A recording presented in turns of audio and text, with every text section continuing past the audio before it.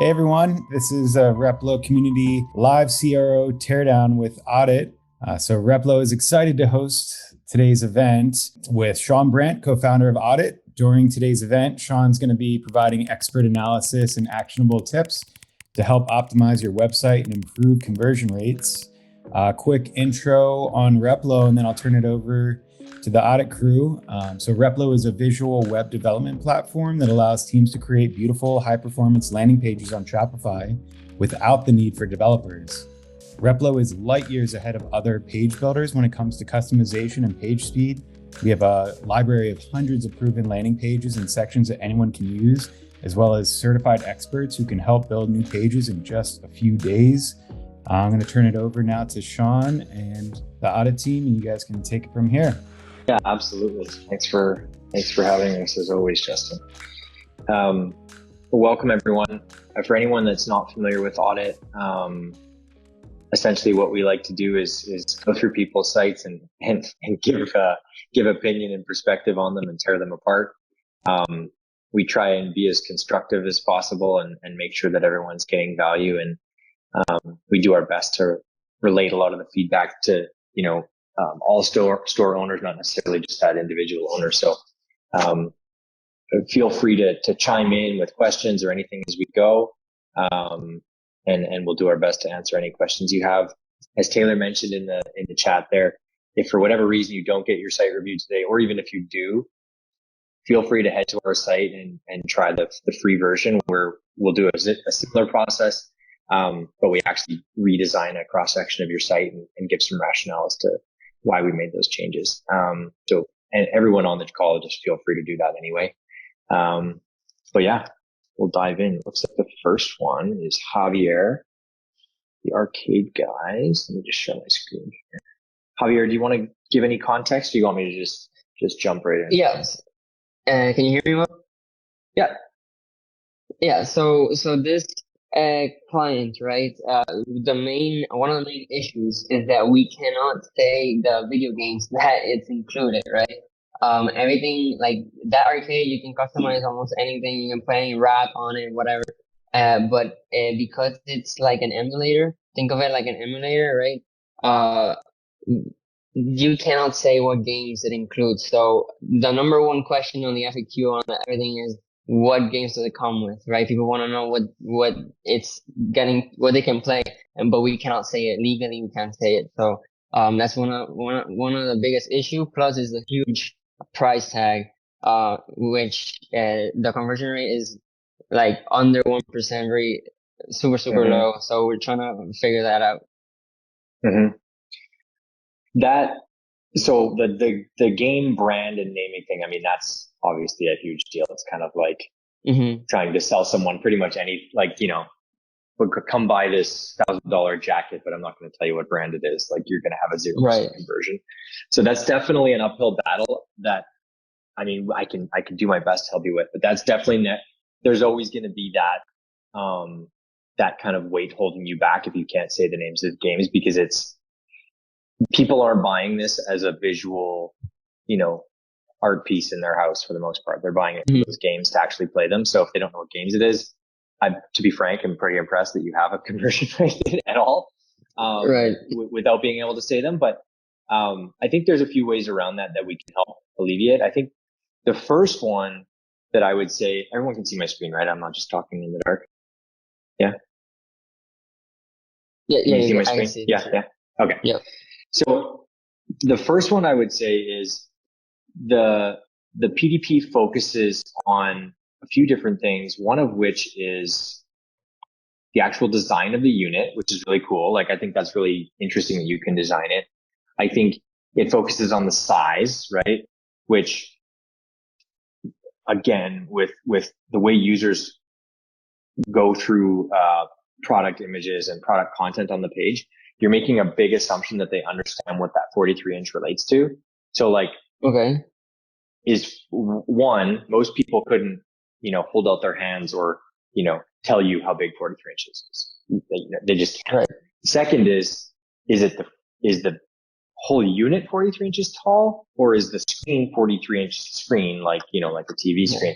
There's no context given to them as to what that measurement relates to. So the first thing I would do is I would add an image here that actually shows like measurement height, measurement width, measurement of this, what height are the joysticks at? Because all those things matter, right? If this is 43 inches tall, it's fairly big, but it's more so for kids, right? The old classic units, used to be over 6 feet, if I remember right. Yeah, so this is over 6 feet. Yeah. Yeah. So right there, like I would have thought this is a mini machine because it's 43 inch, I'm guessing screen size. Yeah, it's the screen size. Yeah. So that's a huge issue because I guarantee people think it's the height of the machine right now. So priority one is adding a visual here that maybe not the first image, maybe it's the second image, but maybe it is this one that just says, a sticker here that says over 6 feet tall, right? And then updating the title to say 43 inch screen arcade. Be very clear with that because you're making a really big assumption that users understand that. The other thing that I think is really unclear here, and again, we can do this with simple visuals. We've talked about this on previous Replo calls, but like just show a person playing this. Like show, Joe or Jane Blow, that 5'10", you're kind of whatever average height person playing this. That may be enough to just be like, oh, that looks like an adult and they look like they're standing eye to eye with the screen. Like that could be enough to even remove inches from it, right? You're just going to show them, here's how big it is related to a human being, right? Or showing it in a basement in like a games room next to a pool table and a couch. Like you start to give them perspective of that size. So what we're trying to do here is build a case of why they need this machine, remove any questions they have, because there's always going to be that one question, which games is it, right? So you want to remove every other question they could have. Gotcha. The other thing here that's a big issue is you're not just not telling them what games, you're not telling them how many games. So if I'm buying, I've actually looked at these for my son because he loves video games and he's very interested in the classic ones. The biggest thing that I'm looking at is obviously the unit needs to look nice, but how many games, right? Am I buying Street Fighter 1 or one game, or am I buying 150, 200, 300? Every time you add a number to that game list, even if they don't know the names, you're just reducing the cost per game, right? In their head. So communicating how many games are coming with it, you're instantly reducing price sensitivity. Every time they think they see that number, you're reducing price sensitivity. And you say you can play thousands of games here, but like 20,000, 1,000, that's a big difference, right? It's like 18,000.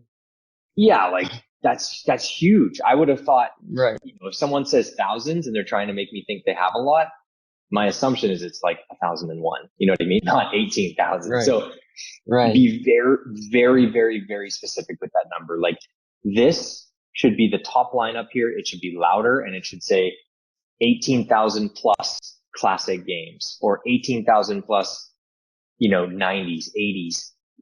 Communicate what years they are, because again, you can't tell them what games they are, but you can put them in that mindset of like, okay, if it's the 2000s, I kind of know I'm a gamer. I know what they are. If it's the 90s, the 80s, you can still give them context without saying the game names. So I think elevating how many games, be very specific about it, and even give them the era, right? Retro can mean different things to everyone. Whatever. Right?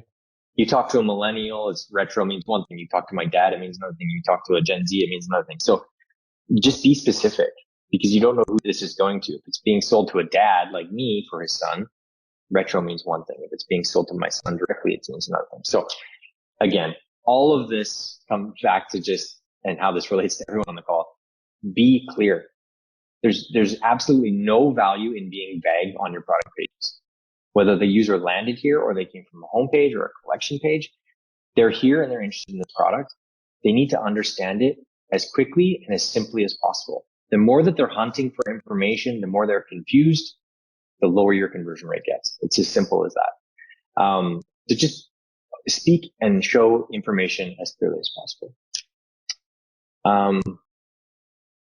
I'm not going to keep going because I've wasted a lot of time on one, but I hope that was helpful. I know we didn't really move much from that top part, but I think you'll see in my opinion, you're going to see a conversion increase almost instantly the second that you clarify and be more clear about the size of the machine and screen, the era of the games, and the number of games. Perfect. Yeah, that's super helpful. I appreciate it. No worries. Tell you who we doing next here. Leaf. From Rohan. Rohan, are you on the call still? Here, yeah. Do you want to give me a little context? Or actually, I think I've audited this before. Have I? I think you have too. We're redesigning this on Shopify, which I've dropped in the link. Probably a better one to tear apart because it sucks. More so. I'm on the right URL, or I'm not? Sorry. It's leafhealth.com. Yeah, I popped it in there, just in the chat. Yeah, leaf.com. It is our main site. Oh, sorry. It didn't link in there. I didn't see it. There we go. Do you want to give any context? Or you want me to just dive in? Or anything you specifically like me to look at? No, I mean, we're basically trying to rebuild the site on Shopify so we can make changes faster to improve the conversion, which isn't great. Less than 1% right now. So yeah, it's kind of a unique product. I remember going through this and thinking it was very unique. And sometimes I use the word unique, like to be nice about products I don't like, but I think it was really unique in a good way. Like it's something I hadn't seen before. I think the main thing I'll say here, just go on mobile because it's likely where it's coming from. So I think the main thing here, videos can be really powerful. But when it comes to your homepage header, users are generally landing, they're digesting really quickly and they're moving on, not necessarily watching a video. I think the issue here is that there's only maybe a half second of this 10 to 12 second video that shows the product, right? They both look like they're, de-stressing in some way, right? Like it's visualized well in the people, but the actual product isn't shown very well. So this can be fixed in a few ways. One thing I would do is just on mobile, pull the video and the copy and action separate. So maybe this is below and the video's up here. And then I would just have like an actual image of the product kind of sitting almost like half and half between the white section and the video, just so that as the video is playing, they're seeing the actual product and understanding that it's like just saying wearable isn't enough, right? Like I need to see it. So just visualizing it in some way, I think would be really helpful. So this is one of those products that it's probably new to a lot of people in terms of it's not something, and correct if I'm wrong, I might be totally wrong on this, but when they come and they find this, they aren't looking at Leaf and being like, is it better than my product A, right? Like they have one on their desk and they're like, I already have one. I wonder if Leaf's better than mine. Like to me, this is a new discovery product and I'm trying it for the first time. Am I crazy or is that right? Yeah, it's more the latter. Yeah. So when someone is doing that, like if you just think, I'm not sure exactly where ads are driving to, but like, let's say they land here. What I know is it's a wearable. It helps with stress relief. And then this sentence just kind of goes into more about stress relief, right? It doesn't tell me anything more. Then I push order now. I really am not given any more information, right? And for that price point, and something that's new to me, I think it's really critical to communicate a little bit more. I know that even us, everyone's always preaching, get that add to cart above the fold. In this case, I think at least if that was the purchase flow, you need to be communicating a little bit more about what this is. So like that can be done quite, we can do that fairly simply in a few ways here. So the first thing I would do is that first image probably shouldn't be the video. It should show the product on a person. Like even that image right here. I love that he's holding his phone because it tells a few different things. But like if you were to take that image, make it the first image, and I'm sorry because it's so zoomed out on this, but if you just imagine we crop this square, okay? You've got white space above his head here and white space here. You can add a few key traits on those two corners, right? Like wearable for reducing stress, syncs to your iPhone, and just add a few key points of like what makes it great right on the image. And so if that's our first image, we tell a much clearer story here. You can still have a play button that's floating above the gallery or even here that like takes them directly to an explainer video. But it's a lot to ask to just have them like land here to purchase it, and then you're just relying on them watching a video in order to learn everything about it. I'm sure some are clicking it, but there's some that are just kind of looking for that more info and they're just not ready to add to cart yet. The other thing I would do is I would elaborate in the title. I'm on leafhealth.com. The logo says Leaf. This isn't adding value. I don't need to be told the brand name again. Tell them something about the product. So like maybe the product title should be, what do we call it here? Leaf Stress Relief. Leaf Stress Relief Wearable. Leaf, like something descriptive, not something that's like over the top, Amazon or like clickbaity titles that are just like way too descriptive, but just something that's very literal and clear what you sell and what the benefit is. So Leaf Wearable Stress Relief, pad or patch or whatever you call it. Smart patch right there. Use that in that title here. Second thing is, even if you don't have reviews, right? Like it looks like you might have a few, but like there's no reviews up here, right? If I'm going to trust a medical device, even if it's just something topical like this, I need to know other people use it. I'm not going to be the guinea pig. So, and as are most users, not going to be the guinea pig. If you don't have a ton of reviews, it's all good. Find other ways to build trust. What I would do is just call out how many you've sold, call out how many people love it, or like, it doesn't necessarily need to be stars, 4.8, 300 reviews. Like it can just say over 500 sold. Even that, and I don't know how many you sold, but like that number just says, okay, at least 400, 500 people have tried it. It's better than nothing, right? Even if you have no reviews. The installments thing, I would move that below here where it's more relevant, right? And the quantity, I'm going to guess that for the most part, you're selling these one at a time and very rarely you're seeing multiple sales, but I would remove the quantity selector and just leave it in the cart. And I would use this space that we've gained by moving this down here and removing this and just add, go comb through this, pick what are your 3 most important things about it and put them right here.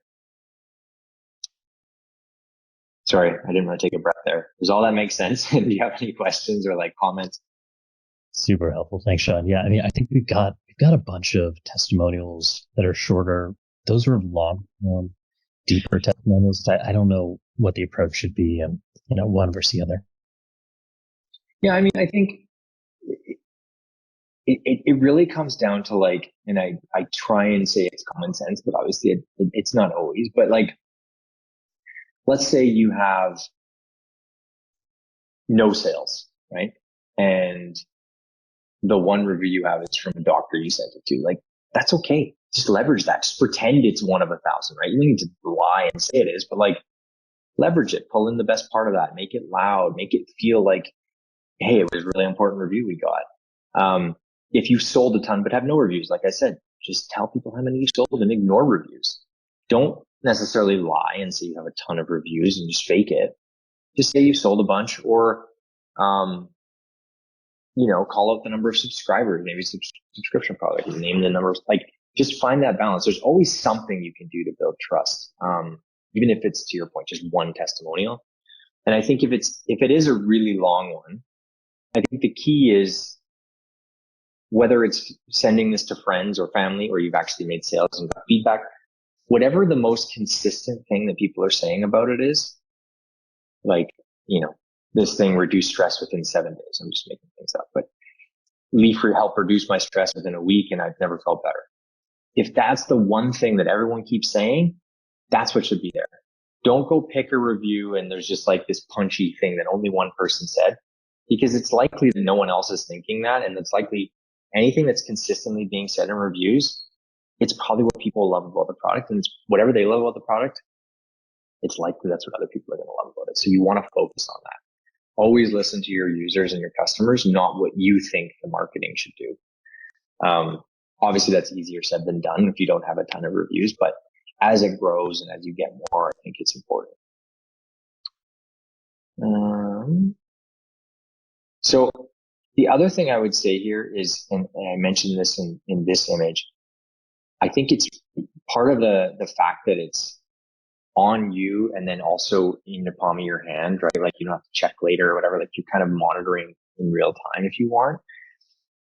Showing or in communicating to the user that there's an app and you can kind of view everything as it's happening, I think is important. It could even be actually showing like a phone with the app loaded up and what's happening on that image. So like, it's like kind of sitting above here and you can kind of see it, or maybe it's zoomed in and you can kind of see it in his hand. It should also be an image in here, right? Like the classic Amazon image of like what's included, right? Like you have that here, right? This is your what's included image, but it's not really telling me anything. Like if just being honest, I don't know which of these things is the leaf, right? Like I'm guessing this one looks like the logo, so that's probably the leaf. This could be, I don't know, charging. Obviously that's a cord. Don't know what the hell those are. This I'm guessing is instructions, not a sticker pack, but like, it's just not clear, right? Like what's included, you don't need to show the instructions, right? People are assuming that if you're selling them a $300 product, you're going to tell them how to use it. You don't need to show that. I would make this more robust, add details around like, hey, this, again, if this is a box, you don't need to show it includes the box, right? Show what actually comes with it and give arrows with additional information telling them, right? Like these are little nodes. This is the power charging cord.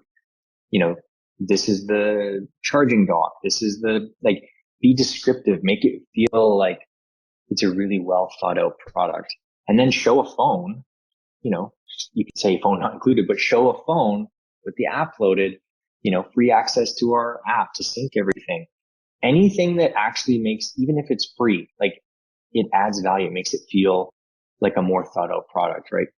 That's what Apple and brands like that do so well, is they communicate really clearly, but they also communicate every single detail really simply, right? Very rarely do you see them just show shit and not tell you what it is. They're always going to explain it, even if it's in one word. You've got one more, and then if anybody wants to drop in, still go ahead. I'm thinking if we want to use the extra time, we can, maybe just kind of go through some sites that we've looked at recently or something, and just give people some value. Okay. I'm just going to go a little bit further down here.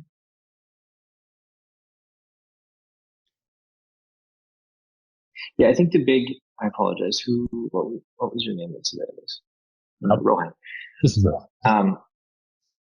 I think one of the main things for me is like, we've been talking about your site for 15 minutes. And yes, I've only went through the first 2-3 folds of both the homepage and the product page. But like, I think it needs to be much, much easier for the user to just be like, point 1, it's a wearable that reduces stress. Okay. That's 3 words. 5 words. Point 2, here's exactly in 2 simple points how it does that, right?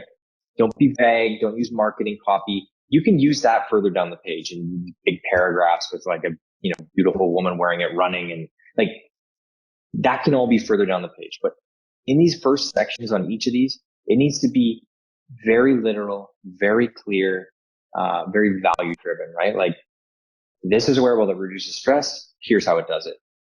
It makes you think differently. It sends you, whatever the actual like functional way that it does that. Don't speak in scientific language. Don't, just be very clear. All that scientific shit and the more, robust content pieces, those can be further down the page, where if people aren't sold in that first 1-2 sections of the page, they keep scrolling, they keep learning, they keep reading. That's where the more robust content can be. And you can get away with a little bit longer line length and, stuff like this. So just be conscious of that. If you just think of your pages as a gradient, it should never be the heavy shit at the top. It should always be kind of lighter up here. And then as you get lower down the page, it can be heavier, and, imagine it getting darker, right? It's just more text, more imagery. You're trying to convince them now that they're getting lower and lower and they haven't made a call. I hope that visual made sense. But yeah, I think overall it looks like it's a really great product. I think there's some communication issues, not issues, but just some clarity that you could benefit from. And then I guess Asher asked a question on whether, some of that education should be on the product page or the landing page. Yeah, I think homepage, you always want to be top level, right? Very rarely, and I'm guessing it's the same here, should you be letting them purchase your product on the homepage, right? Your homepage is more of like the kind of a highlight reel, right? It's getting them excited and giving them access points and different pieces of information that something different will excite different people, right? So like if we're going through the homepage, wearable for stress relief, that might be enough to sell them, right? So you've got a button there. Having reviews might be enough to sell them. There should probably be an access point here just to buy it. Training your mind, maybe that's what they're looking for. And that's what, you've got an action here to buy it. Maybe they're looking for clinical results, right? I would probably have two buttons here. View the results, shop now. But you're giving them different jumping off points and information pieces that hopefully convince them they're going to take the next step. It should be a high level view of everything, right? And then once they get to the product page, that's where more of the deeper dive stuff should be.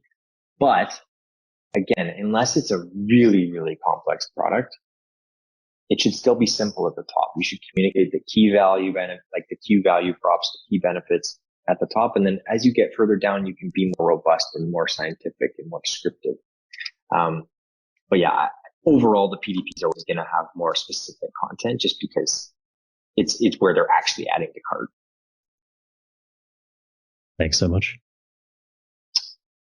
Okay, we're going to jump. Do you have anything else you want me to look at, or can I move to the next one? All good? Yeah, all good. This Thank is great. you. Okay, I'm going to pronounce this right. Mayur Patel? Hey guys, yes, that's correct. Did I pronounce that right? Yep. So you guys have done an audit report for our product landing page already. This is the landing page that links to that product page. Okay.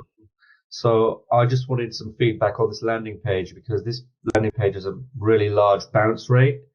We can't seem to figure it out. We've tried to emulate our competition and everything. But this is the product we just can't get working correctly at the moment. I can show you a competitor if you like, which might give. Yeah, sure. I know their page is working really well because they're outbidding us on pretty much everything. Does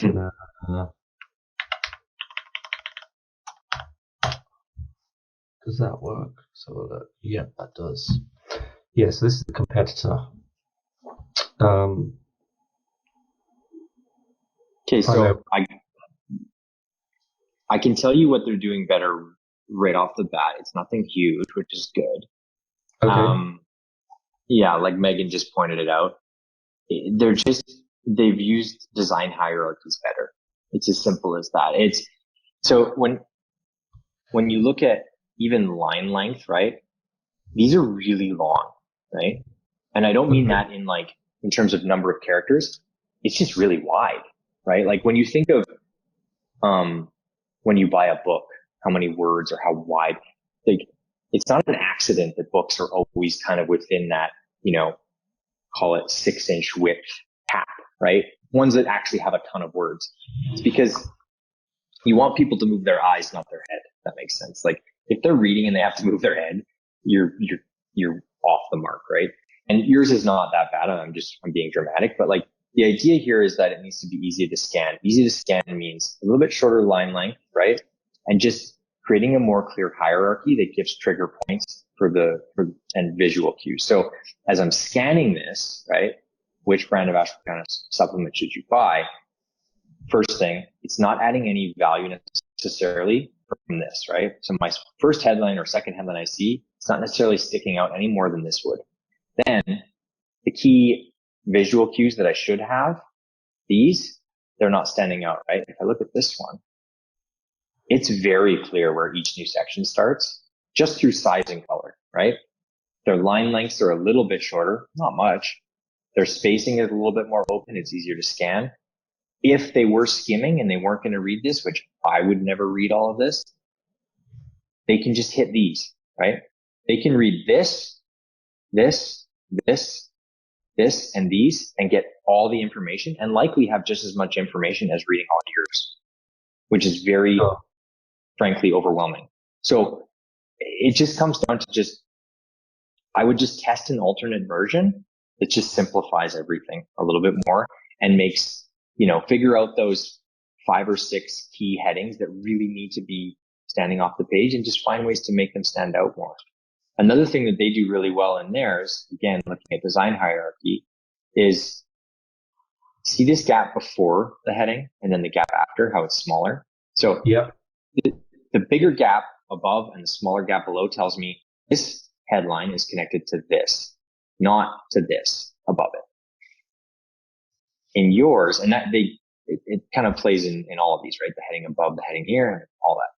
So in yours, like, I know it's a super small thing, but like everything's just really tight together, right? And even this heading, which is for this question, if I'm skimming, again, only if I'm skimming because I'm not reading it, this could be the finishing line of this or the starting line of this.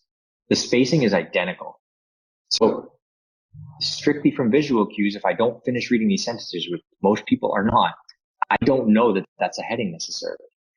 And so the easiest way is just add a space here. But you can see where I'm going with it. It all adds up, right? Like all those little things, they seem stupid and small, but it's just, I get all of the really easy, simple, straightforward content by just skimming this at this speed. I can almost get everything I need. Whereas I really have to hunt in yours if I'm planning to do that. Now, obviously, if their plan is to read every word, they're probably equal. It's just not how most users digest content. That's all. Okay, sure. That makes a lot of sense. Even in this, right? Like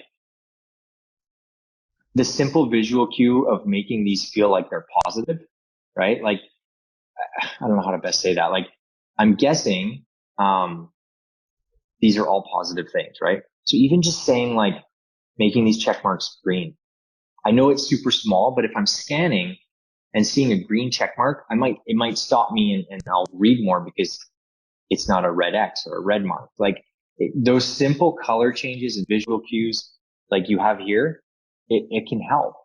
And then the other thing I would do, and we've done this for a few different landing pages in the past, is the main thing that this person clicked on to get to this page was they wanted to find the best ashwagandha supplement, right? Yeah. Let's just pretend that half of them know what ashwagandha is and half of them have no clue, right? The half of them that have no clue, they're probably going to read all this. They're learning. The other half, and again, I'm making up data. The other half that know what ashwagandha is, they're just like, fuck Simon. What are the 5? Give me the goddamn 5. I don't want to scroll this whole page. So just give them a jumping off point right here. View our top 5 list. Like, why force them to scroll and read through all this? I totally get it. You're kind of building up the lead in, but there's users that are here that don't give a shit and they just want the 5 supplements, right? They're just here to get a supplement. So give them a jumping off point, right? Like you could have a little sub kind of nav along here, not nav, but just like view the top 5 or view key benefits of ashwagandha, view our top 5, view our winner. Right? Like just 3 really quick, like scroll triggers. Because again, not all of them are here to learn everything about ashwagandha and then pick a supplement. So you have to cater to that and assume that there's going to be other options that people want. Does that make sense? Yeah, a lot of sense. I do wonder sometimes whether sometimes people would just prefer to just see what the top 5 are. On another page of ours for another supplement, we've just got a link that says, spoiler alert, if you just want to skip to the top 5, just click here and there's an anchor that takes you down to the top 5. I guess we don't have any data. Yeah, we don't have any data. What we've done is we've implemented it, but we don't have any data to see how many people are actually clicking on that, which, you've triggered something in my head now that we need to like get more data on how many people are actually skipping straight to the top 5.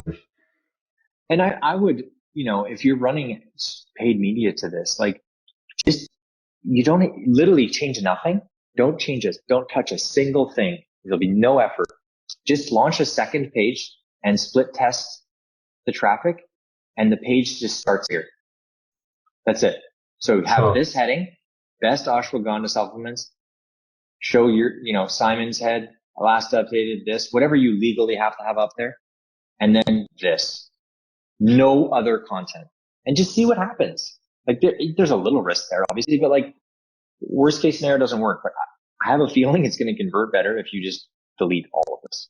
Yeah. Well, we've spent a lot of money on this page, in terms of advertising. So split testing is not going to really break the bank in terms of, getting this working. So yeah, happy to try that.